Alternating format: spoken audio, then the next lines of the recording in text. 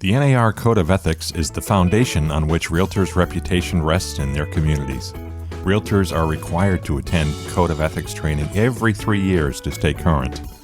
On today's show, we talk with one of the instructors in those classes, Caroline Boland, for the first of a two-part series. She explains the origin of the code and why it's so important to realtors and their clients. You can listen in on that conversation starting right now. Welcome to the Royal Palmcast, the show about everything real estate with a personal touch. From the production studios of the Royal Palm Coast Realtor Association in Fort Myers, Florida, here's your host, Jim Sanville.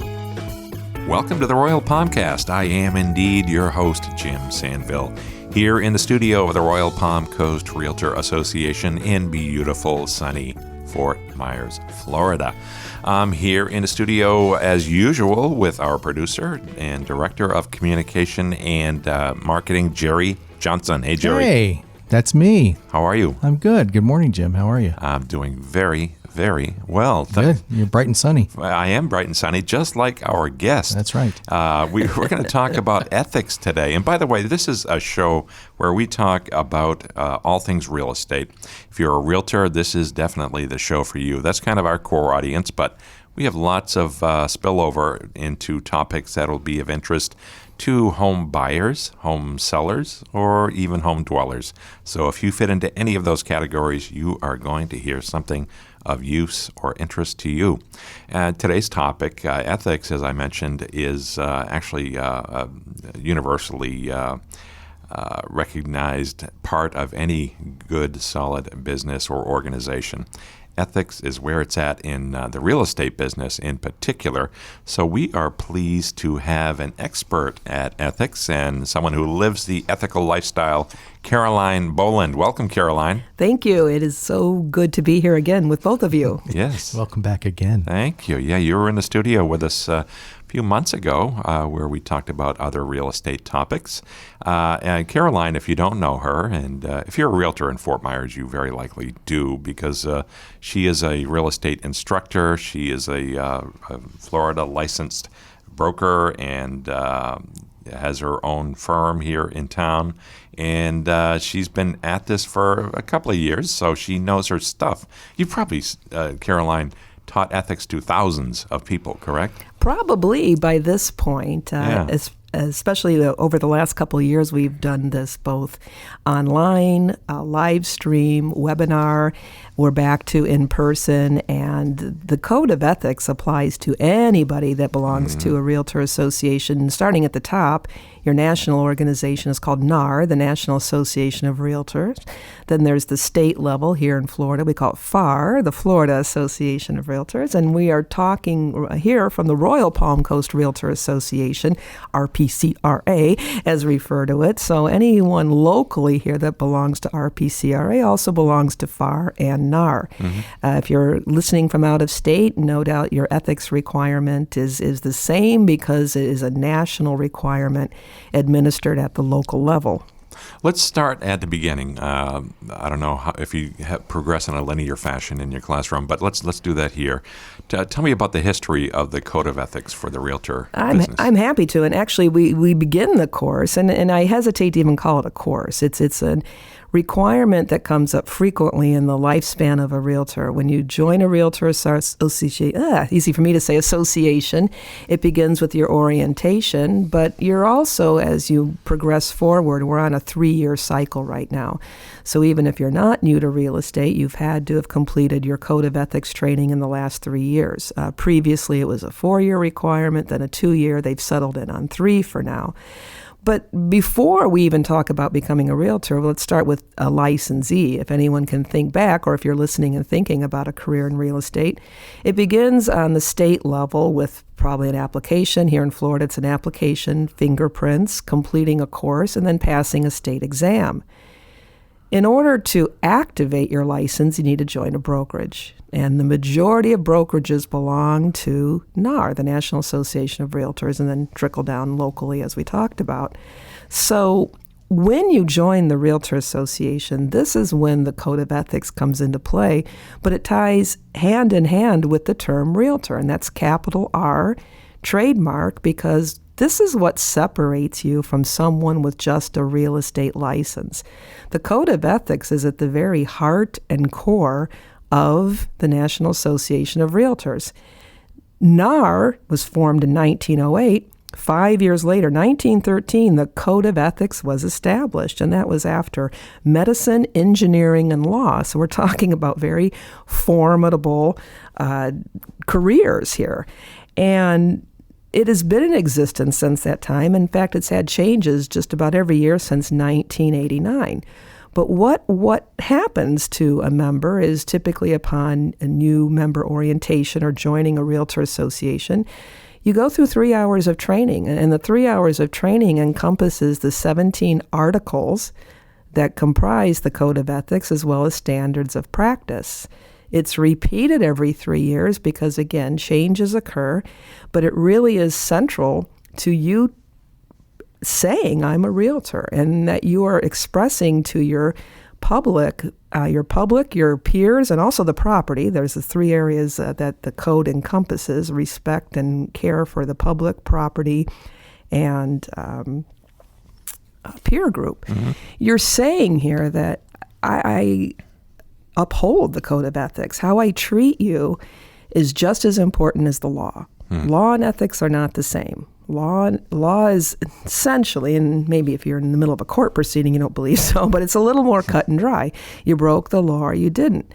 Ethics really goes back to how do you treat people? How do you make them feel?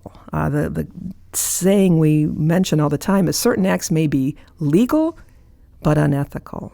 Sounds like almost a soft skill where it's all gray area. Not all gray area, but a lot of gray area, right? Well, it's a very soft skill, but if you think about it, if a person is involved in a real estate transaction, can you imagine a bigger decision or a bigger impact on one's life than the real estate transaction, which typically involves your emotions, your livelihood, your idea for the future, and the most amount of money you're probably going to lay down in one single day. It's a very heavy topic. And you think about when people, and especially now, I think the Code of Ethics could not be more relevant than it is right now as we get to the tail end of 2021. When folks are making a decision to move, it impacts so many things. It might not just be their own family, their extended family, their employment. Am I working from home? Am I not working from home? School, money, it's everything. And all of us have had significant changes to our lives since the pandemic. And people are making decisions about how they want to see their life going forward. And I can think of no other product that touches you in that fashion. So the Code of Ethics is absolutely essential. If you don't mind, I'd like to read you an excerpt from the preamble. The preamble Please. means the beginning from the Code of Ethics. Take the glasses off to read. That's a whole nother story. But yeah, that's unusual. But I think about these folks in 1913 and thinking about how different the United States was in 1913. And they're starting out their Code of Ethics by saying, just don't do what we say. But they're saying this is why it matters so much to us working in real estate. Under all is the land. Upon its wise utilization and widely allocated ownership depend the survival and growth of free institutions and our civilization. Realtors, capital R trademark, should recognize that the interests of the nation and its citizens require the highest and best use of the land and the widest distribution of land ownership. They require the creation of adequate housing, the building of functioning cities, the development of productive industries and farms, and the preservation of a healthful environment. Whew. wow. That's a heavy responsibility. Yeah, that preamble lays out some pretty solid core beliefs. And that's, so when someone says, hey, I work in real estate, I sell houses, take a look at what is really all wrapped up in that housing conversation. And you don't hear about this part on the reality shows and all the, crazy stuff like that. But the bottom line is, this is primal as I see it. This is, a basic need. And We are paid, we are compensated to be involved in the transaction, but with that is a heavy responsibility. Yeah, absolutely. How is the Code of Ethics that NAR adopted in 1913, how is that structured? How is it a big document? Well, I'm taking a look at it right now, and That's yes, it's a pretty big document. It encompasses 17 articles, and anyone, whether you are a member or not, you can Google Realtor Code of Ethics and take a look at it for sure. But it's Code of Ethics and Standard of Practice of the National Association of Realtors, and it's 17 articles, and it begins with the duties to clients and customers. It goes on to the duties to the public, and then duties to the property and duties to other realtors. With that are standards of practice within the article. So the article is more or less a general category and statement, and then the standards of practice narrows down. Almost think of it as a manual or a guide. It's more granular. Yes, exactly. Yeah. And what typically happens in the Code of Ethics training is it's a review of, let's take a look at the articles, let's take a look at any changes. But what is most I would call it fun. It's fun for me, but is most fun and thought-provoking is case studies or questions or situations. I love real-life situations. We don't even need to make any case studies up here. Can anybody raise their hand and tell me a situation of where something happened in the real estate transaction or with the engagement with the customer, and you're like, yeah, I don't know. And usually it all begins with, we kind of make a little laugh in class that, when your first thought is it okay if something's needling you? And you have to think about how your own ethical compass has been formed.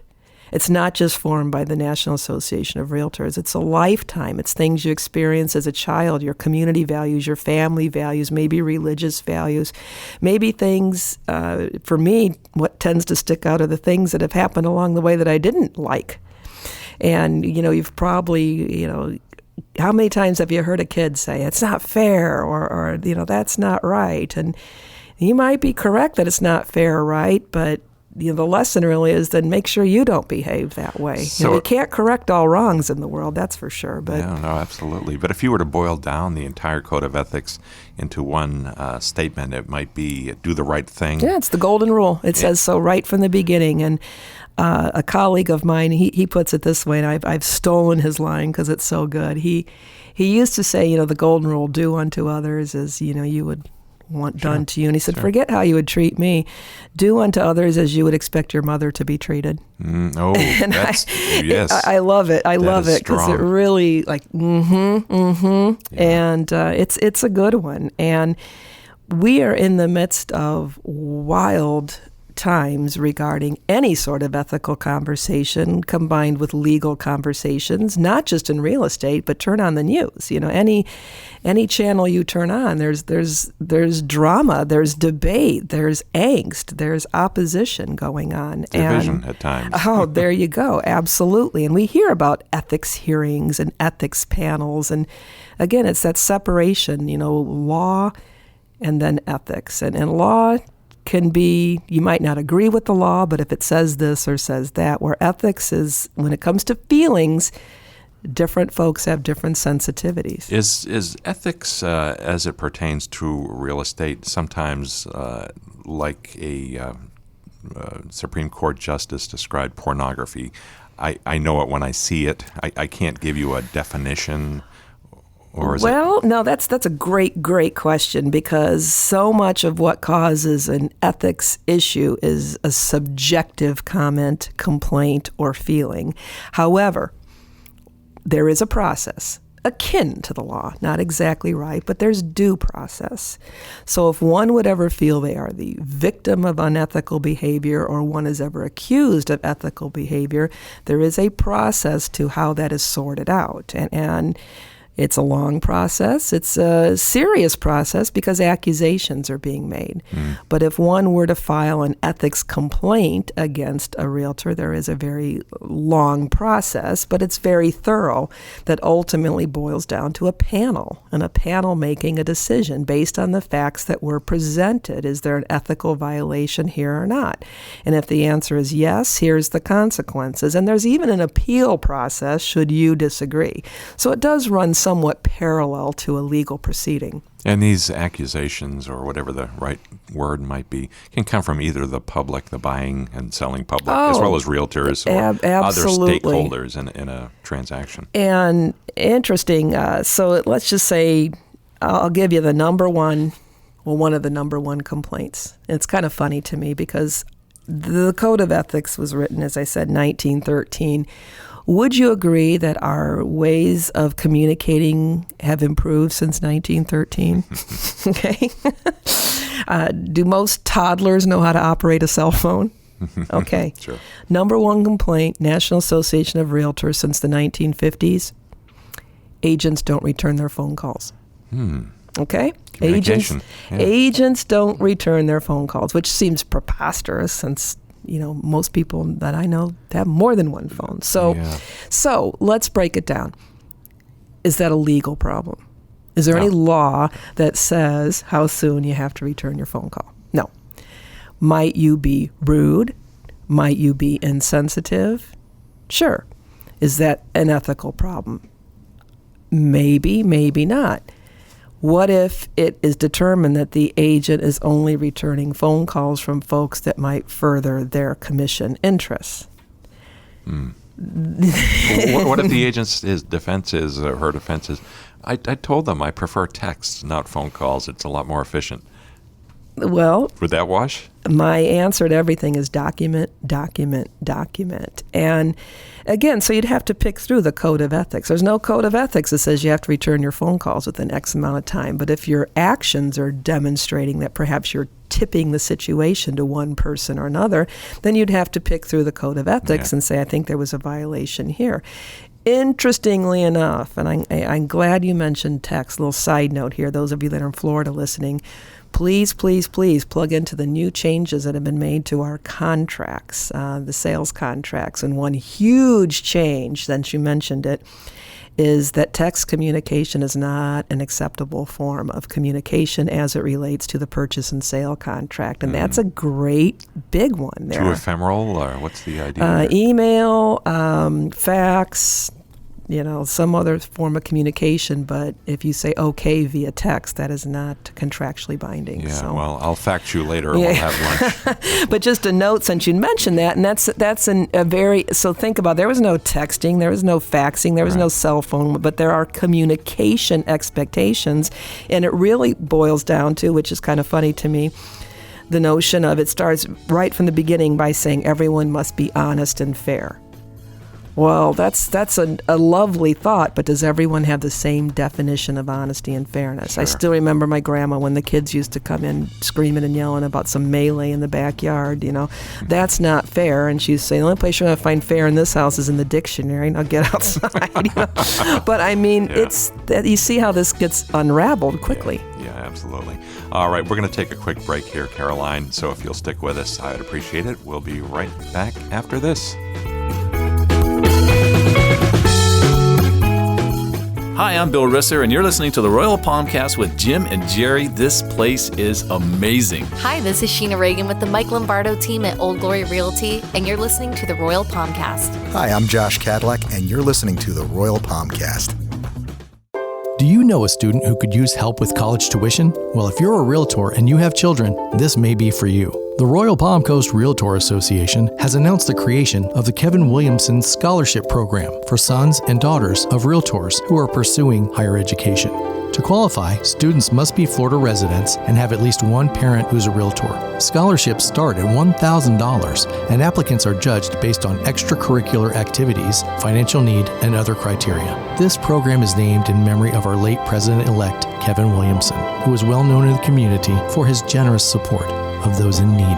For eligibility and criteria information, visit the rpcra.org website click on the magnifying glass search icon, type in scholarship, and press enter. Then click on scholarship from the results. We wish the best of luck to all. We hope you're enjoying the Royal Palmcast, a production of the Royal Palm Coast Realtor Association, your association for realtor resources, services, and education in Southwest Florida. We're committed to the success of all our members and advocate for property rights, both commercial and residential. We continue our efforts educating and influencing policymakers at all levels about issues important to realtors and homeowners. RPCRA also leads the way with community involvement, market analysis, and member engagement, all of which contribute to a superior realtor experience. With 2 convenient locations in Fort Myers and Cape Coral, the staff of RPCRA is here for you. You'll find us online at rpcra.org and across social media, including Facebook, YouTube, Twitter, LinkedIn, Instagram, SoundCloud, and all major podcast apps. Be sure to subscribe, like, share, and follow us to stay current on all our upcoming classes and events. Now, back to Jim Sanville and the Royal Palmcast.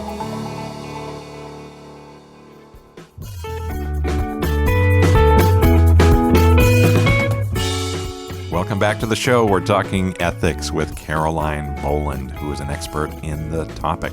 She teaches a course in ethics here at the Royal Palm Coast Realtor Association and elsewhere as well. So, Caroline, we were talking about the Code of Ethics. Been around since 1913, developed by the National Association of Realtors. I guess it was sort of developed during the age of the muckraking journalist when Sinclair Lewis was exposing the dangers of the meatpacking industry, things like that. Do you think that's where it came from, that energy? That, and really coming off of antitrust, too, as well as commissions and price fixing. And, the world was changing at a rapid pace, and we're still a very young country. And, the idea was, how do we make it the best it can be for everyone? Yep. So they came up with 17 articles in the Code of Ethics, and that includes the processes broken down into a more granular level beneath them. But can you kind of go through the 17 articles very briefly, touch on some of the highlights that people ought to know about? Sure. Well, first of all, it begins with duties to clients and customers. And the reason the word client and customer is used is because it's a national document. So it means understand your brokerage relationship. Here in Florida, the default brokerage relationship is transaction broker, so the correct term would be customer. So it goes all the way, Articles 1 through 9 have to do with your customers, okay, and has to do with a whole lot to do with disclosure. If you have an interest in the property, for example, let's say it's an investment property that you're selling and it's an LLC, but you are a part of that LLC and you are also selling the property, then you need to disclose it. Doesn't mean that you can or can't. I mean, it's perfectly okay, but again, it's knowledge. So that person on the other side knows that you have more interest than just trying to sell the property. That's just one simple example. When you go on to Article 10, that's duties to the public, because not everyone that you encounter is going to be your customer. We deal with a lot of folks here, and many of the folks that we deal with are represented by other agents. We still have an ethical duty to those folks as well. One thing that changed this year, this was a pretty significant change. It came about at the end of 2020. This is Article 10. Now, Article 10 has to do, it parallels federal legislation in many ways. It has to do with discrimination. And Federal Fair Housing says, and this is law, we do not discriminate on race, religion, color, sex, national origin, familial status, or handicap. Well, in 2014, National Association of Realtors added sexual orientation and gender identity to folks where equal representation and protection is provided. We didn't need a federal law to say you can't discriminate based on these categories. It was added by the National Association of Realtors in 2014. So that's an example of here where our ethical document exceeds the law. Now, in 2020, this is interesting. It's actually Standard of Practice 10.5. Article 10 is all about providing equal professional services. Realtors must not use harassing speech, hate speech, epithet, or slurs based on race, color, religion, sex, handicap, familial status, national origin, sexual orientation, or gender identity.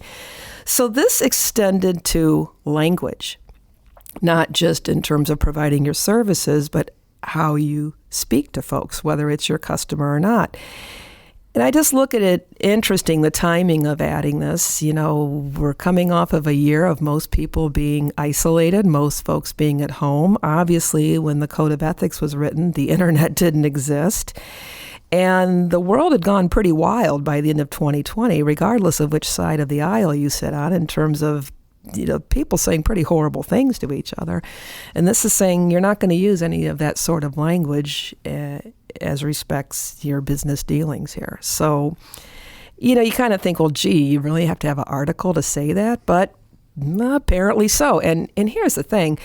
The changes are not made lightly. I can only imagine the committee meetings, and I'm not a big fan of huge, long, drawn-out meetings, but I can only imagine any change to this is really a significant undertaking. But I guess it was felt it was necessary to be perfectly clear that, you know, if you're talking in this manner, regardless if we're talking about a real estate transaction here, your membership might be at risk here. So now, within that, and I've read plenty, there's controversy with adding that because, well, who defines hate speech? Who defines language? You know, there's a lot of people that say, is NAR getting too close to the Bill of Rights? You know, I don't know. But it's just food for thought. And that's what I find interesting about all of this is certainly worth a discussion. And which brings me to what the beauty is of getting together to talk about this, which, okay, we know it's a requirement as part of our membership.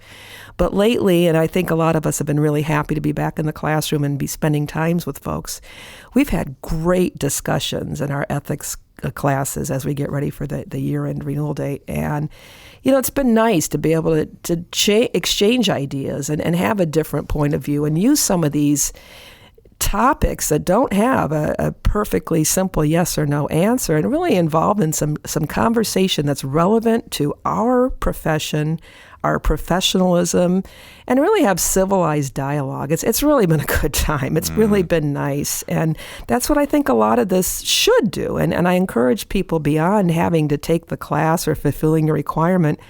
Your National Association of Realtors puts out a magazine called Realtors. Here in Florida, they put out one called Florida Realtors. Often they have an ethical dilemma as part of the magazine. You know, take it to your offices. You know, have it at your next broker meeting. And it's a nice practice, again, to get into having perhaps civilized disagreement. Because ethics, you're not going to get the whole group to say, well, I think this or I think that.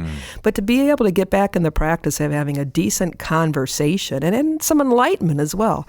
The best thing I get out of teaching, and it doesn't matter what the course is, but I'll use ethics as the example here, is I walk away from every single class with a new insight or a new thought. And to me, it's what keeps this business so absolutely interesting.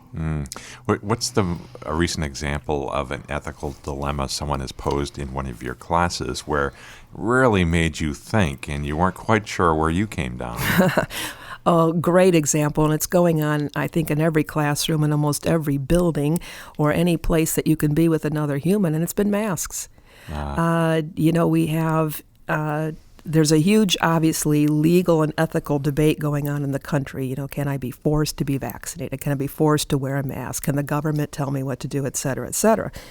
Well, when it comes down to real estate, let's look at a seller that wants to market their home.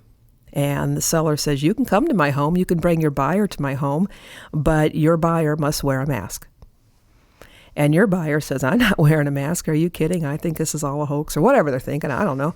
And the bottom line is it got very heated in class when we were discussing this. Because just like everything, I shouldn't say everything, but if you pay any attention to social media, it doesn't take long to, you know, jump the shark. You know, you're going into something that you had no idea what you're talking about.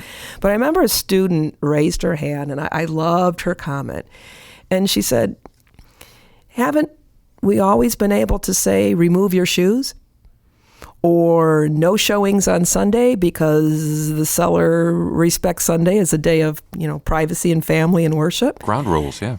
And nobody lost their mind over taking their shoes off at the front door or putting a bootie on at the front door. And what's so different about the masks? And you think I just thought it was gold. I mean, the light bulb went off and if the buyer refuses and they don't see the house, or would they be agreeable to a FaceTime? Or, there's all kinds of things we can do, but it's still the seller's house. Mm-hmm. It was very interesting. So what happens if a realtor understands all of this, and yet the potential buyer says, I'm just not going to do that. Can I just stick my head in and look at this one room, in and out real quick? What does a realtor do in that situation? Well, if that happens, and all depends on what gets back to the homeowner or the other agent or what happens. But potentially there could be a violation, and you're going to want to go through the 17 articles. Real quick, we left off at. I was talking about Article 10, but Article 10 goes all the way up, and that has to do with, protection to the public, goes all the way up to Article 14, and then 15, 16, and 17 have to do with duties to other realtors. So if you felt that happened, and if you felt that the other realtor, recklessly brought their customer in despite, the ground rules that were set, you'd want to pick through the articles and see, was there a violation here, and what standards of practice were violated. Now, ultimately, the first thing we like to always suggest, just as a real estate community here, is let's try to work it out. Let's try to, calm everybody down. I'm a huge advocate of get your brokers involved. Brokers don't know what every single agent is doing at all times. Use the strength of your broker. Many realtor associations have what's known as an ombudsman. An ombudsman is basically a peacekeeper to try to bring everybody together. But if things go haywire and don't look like they can be solved employing either of these methods, then you file an ethics complaint. And it's significant. It's a document that asks you to cite articles, standards of practice, supply evidence. It then goes to a grievance committee, and the grievance committee takes a look and says, do we see potential violation? If so, then it goes to professional standards. And then it takes the form essentially almost of a hearing. It's called due process. And ultimately, if one is charged, they have the idea to respond or the opportunity to respond. If a judgment is made by the committee, there's an appeal process. It could result in fines, sanctions, additional education. You hope it never gets there. And the best way to prevent it from getting there is don't look at your ethics course as, an obligation or a chore, but go with it with an open mind, open eyes, be actively involved, and keep a copy of the Code of Ethics at your desk. I mean, we are a largely unregulated business. We are a business that depends on doing the right thing, treating people the right way. And when people don't, government gets involved. And when government gets involved and tells you how to run your business, the party's over. Yeah. And, we have a huge responsibility if you go back to the preamble. But I think it's something we should all be proud of. And it's just more than selling house. It's more than house hunters, or it's more than the $1 million listers, throwing drinks in each other's faces on TV. It can be wildly satisfying and fulfilling. And when you bring it all together with the transaction that you've changed a life, you feel very good about what you're doing in this business.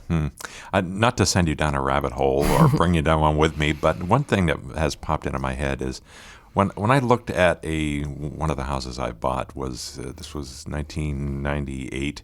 I was an early adopter of digital cameras, so I brought my camera and I started snapping pictures throughout the homes I looked at. And no one said a word about it until one day someone said, no, it's not allowed. You can't do that. And I respected that, of course, as the buyer. But nowadays, I hate saying nowadays, by the way, don't you? Nowadays. When I had to walk uphill to school in that snow-covered mountain with no shoes on, and I know. In 2021/22, because this is going to appear right between the 2 years. people have cameras in their home. You go into my house, there are security cameras, and is that ethical? Can you record the people looking at your house, and can they take pictures of your house? Oh, that's a great question. You're absolutely right. But that's a collision. There are now probably more than when they first came out. Now there are actual laws. It's called video voyeurism. There's laws surrounding, and it goes both ways. You go to look at a house, and the person in the home has cameras. You, as a buyer, go into a house and start taking pictures. So it crosses both lines there, but there is a lot of law now covering unwanted surveillance is what it's called. And a lot of it came out of the drone photography. So if you think back to when, it wasn't that long ago, it used to be this little sporty thing. Well, then guess what? Drones make great real estate photography, especially here in Florida. If you can say, hey, look, the beach is just over there. It's only an inch away. That's what it looks like on the...